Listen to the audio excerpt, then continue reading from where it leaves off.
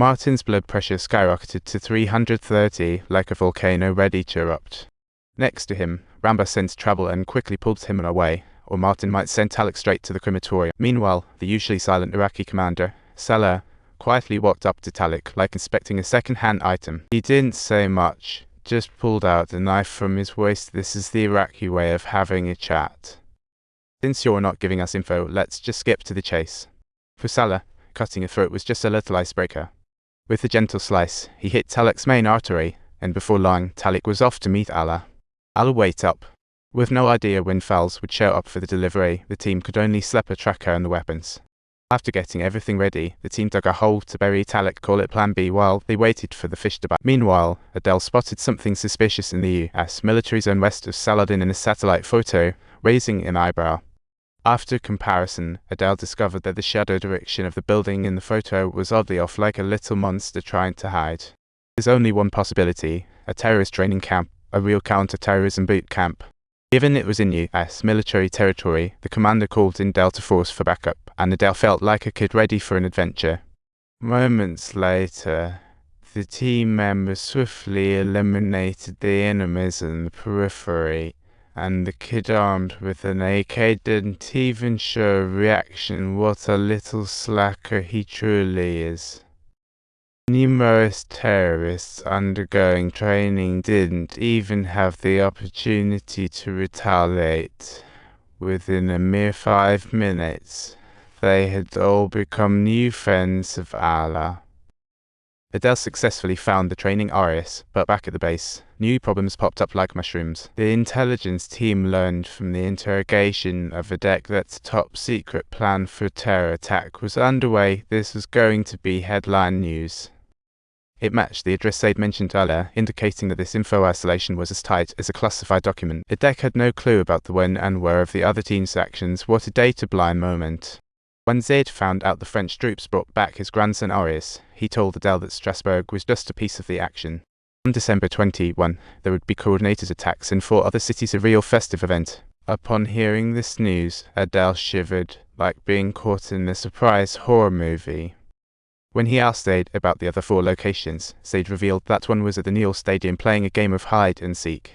With no other choice, Adele shifted the mission back to finding Salvador. After all, he's the main target.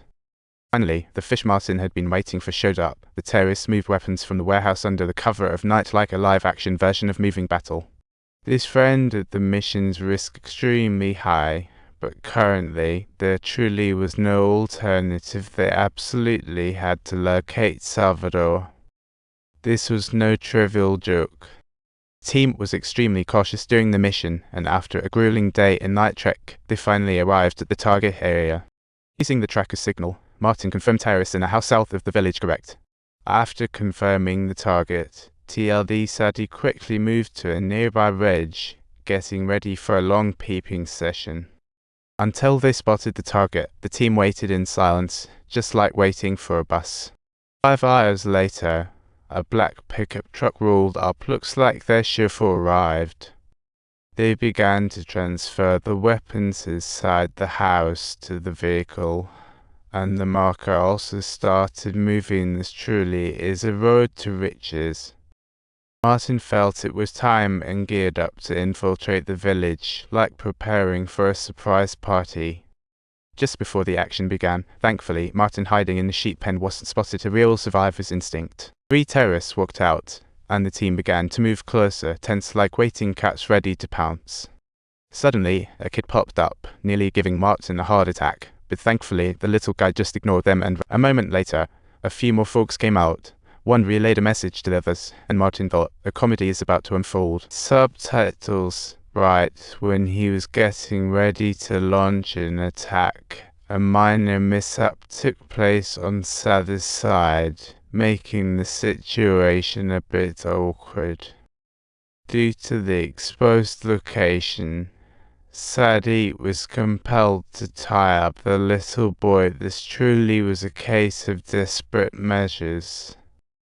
The team's hunting moment soon arrived, and with Ishi's help, the outside terrorists were quietly dealt with.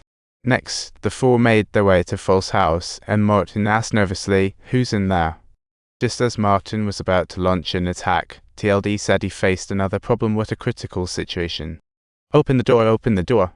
Seeing the boy's father approaching, Sadie had no choice but to let him go. What a tough job to be a good guy.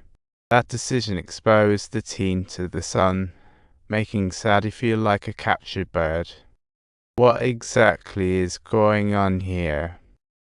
This portion of the original text is erroneous and incomprehensible, thus, it has been omitted. In the enemy's firing zone, the team remained calm, like they didn't fear death at all. Martin tried to get the cowering fowls to surrender, but desperate fowls resorted to using Salvador as a human shield. What a two-faced move.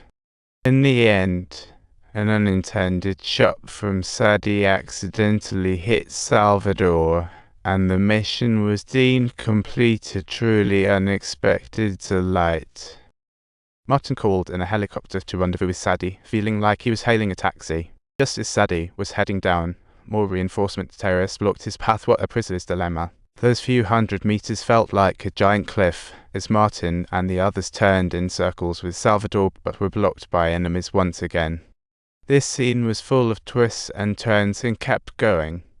Hit subscribe to stay updated and see what happens next.